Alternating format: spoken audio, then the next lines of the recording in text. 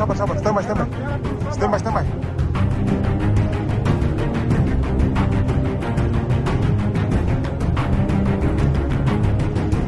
TNI Polri harus berhadapan dengan kami TPN.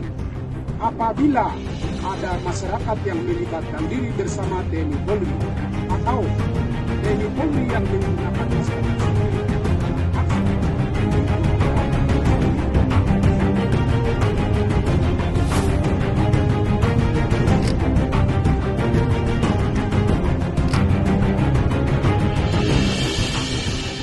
kasus yang terjadi di Intan Jaya, di tahun lalu saya mengikuti perbincangan di beberapa WA group, memang terkait dengan pembukaan tambang baru di Blok Wabu itu di Kabupaten Intan Jaya. Kalau saya membandingkan dengan konflik yang sejenis yang terjadi di negara-negara lain, memang aktor-aktor yang terlibat juga menjadi sangat banyak. Nah, memetakan aktor ini juga penting menurut saya. Kalau terkait lagi dengan sumber daya alam itu di Papua itu ada di wilayah tanah adat masyarakat Papua. Saya tidak tahu seberapa intens komunikasi sudah dibangun antara pemerintah pusat bisa dengan pemerintah daerah, termasuk juga melibatkan masyarakat adat. Karena kita misalnya bisa lihat ada Majelis Rakyat Papua yang juga punya Pokja atau kelompok kerja adat. Kemudian ada juga lembaga masyarakat adat. Ada juga Dewan Adat Papua. Nah, saya tidak tahu pihak mana yang diajak bicara. Karena kalau hanya salah satu pihak, itu juga tidak bisa merepresentasi yang lain. Tanpa memahami itu, menurut saya persoalannya akan panjang. Contoh ya, kalau kita kembali ke soal Freeport misalnya. Memang Freeport sudah memberikan bantuan kepada lembaga masyarakat adat yang ada di wilayah itu. Tapi kan keluhan masyarakat masih sama. Karena apa? Memaknai alam sebagai sumber kehidupan masyarakat itu berbeda dengan perspektif dari pemerintah yang melakukan pembangunan gitu. Nah, itu kan tidak pernah ada komunikasi selama ini.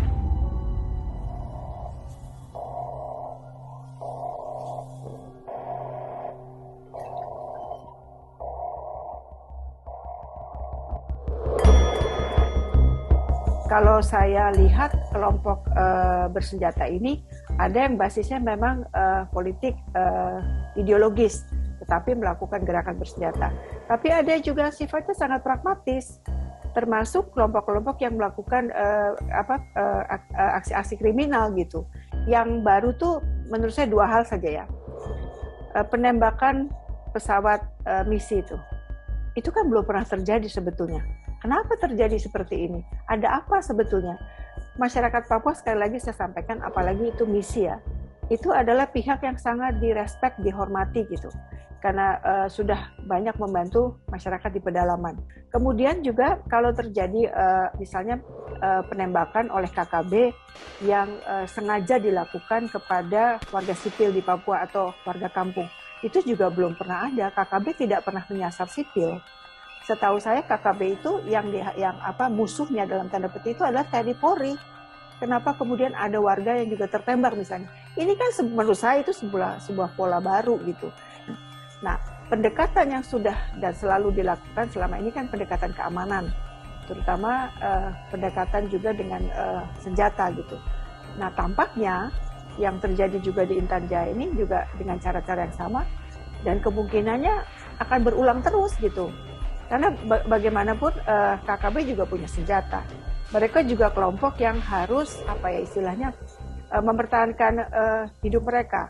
Mereka kan punya keluarga, mereka juga harus punya logistik yang cukup, punya amunisi, punya makanan dan sebagainya.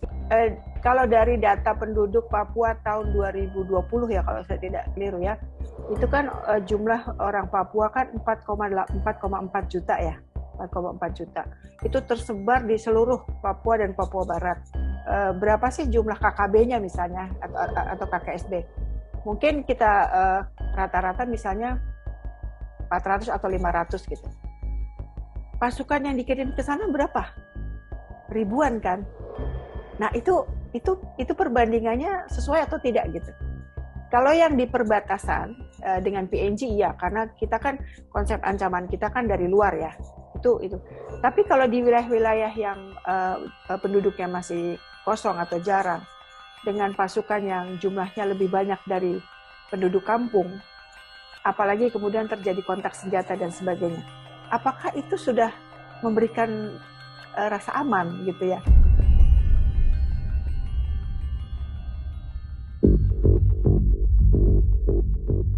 Nah, kalau memang ada kelompok yang mau disasar betul, kenapa selama ini tidak pernah bisa diselesaikan? Katakan ya, kalau dari kasus 2018, kan ada namanya Egyanus Kogoya misalnya, dari Duga waktu itu. Kok nggak bisa ditangkap dia sampai sekarang?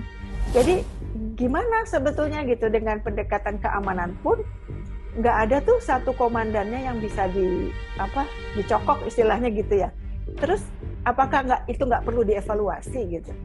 Nah, yang belum pernah dilakukan menurut saya adalah pendekatan non-militer.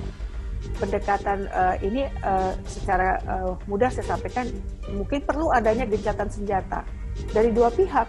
Dari mereka tidak boleh menggunakan senjata, dari aparat juga sama. Nah, tapi itu kelihatannya belum menjadi pilihan. Kalau Papua diproyeksikan menjadi wilayah pertahanan Indonesia bagian timur, misalnya begitu ya, konsepnya. Itu juga menurut saya harus disampaikan kepada pemerintah Papua supaya itu juga dikomunikasikan kepada masyarakat. Jadi masyarakat tidak salah paham kenapa begitu banyak tentara hadir di Papua, untuk apa gitu. Nah, pada saat bersamaan ada konflik bersenjata. Jadi kecurigaan masyarakat itu semakin tinggi. Sebenarnya Papua mau dijadikan apa sih gitu? Kalau memang itu kepentingan strategis nasional di Papua, kan perlu disampaikan gitu kan. Sah-sah saja Indonesia